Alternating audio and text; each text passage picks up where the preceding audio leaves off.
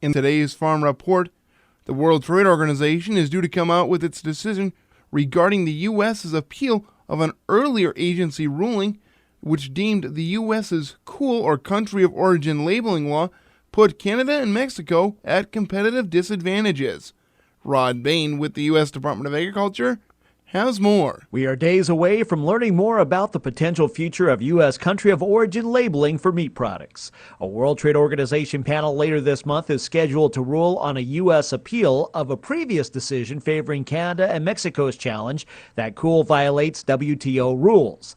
Now, there's a sense among those in the livestock and ag industry how the WTO will rule, as stated by American Farm Bureau President Bob Stallman. Watchers fully expect it to go against us. We just don't see much reason based on the previous ruling why they would change their decision. And Agriculture Secretary Tom Vilsack, if the U.S. appeal on cool in the WTO is rejected, what then does that mean? Canada and Mexico have the right to retaliate. Retaliatory tariffs that both nations can implement on the U.S. And Dave Warner of the National Pork Producers Council says those tariffs would not just apply to our nation's meat exports to those nations, but also on a host of products. And it won't just be beef and pork, it could be all kinds of products. So that leads to the question of what happens next. Secretary Vilsack says if the WTO rules against the U.S. and its appeal, then Congress will have to deal with the matter and will have some options to consider. Allowing that retaliation to proceed and having other aspects of agriculture or the economy impacted, or reform the cool legislation so that it's more WTO compliant, or make the decision to repeal the cool legislation altogether.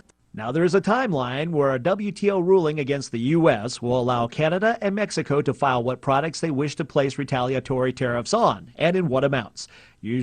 That timeline is usually anywhere from 60 to 90 days. American Farm Bureau Federation President Bob Stallman adds, And the WTO has to come back and basically say that, yes, that's okay, or no, that's not okay. Some ag insiders feel it is in the arbitration process that the U.S. could prevent retaliatory tariffs by Canada and Mexico. Chandler Gould of the National Farmers Union says if the U.S. requests arbitration and presents economic studies showing what economic impact, if any, country of origin labeling has had on Canada and Mexico. If the arbitrator comes back and says there's been no economic harm to Canada, then the issue is finally over.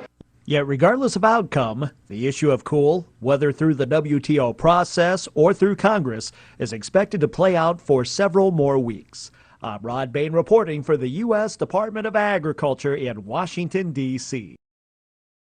Round 2 of funding for the Regional Conservation Partnership Program. We're making available $235 million. Agriculture Secretary Tom Vilsack in Denver Monday at a signing ceremony for a hydropower project, which got the go-ahead last January in round 1 of the funding announcements. Vilsack saying the beauty of this program is that the projects are designed from the local regional level up, and they are built to find other contributors to at least match the government's contribution to a particular project. And I wouldn't be surprised if it's even higher than a dollar-for-dollar match, but at the very least, we're going to end up investing $1.2 billion over the course of several years in conservation, and we're going to see $2.4 billion of conservation activity.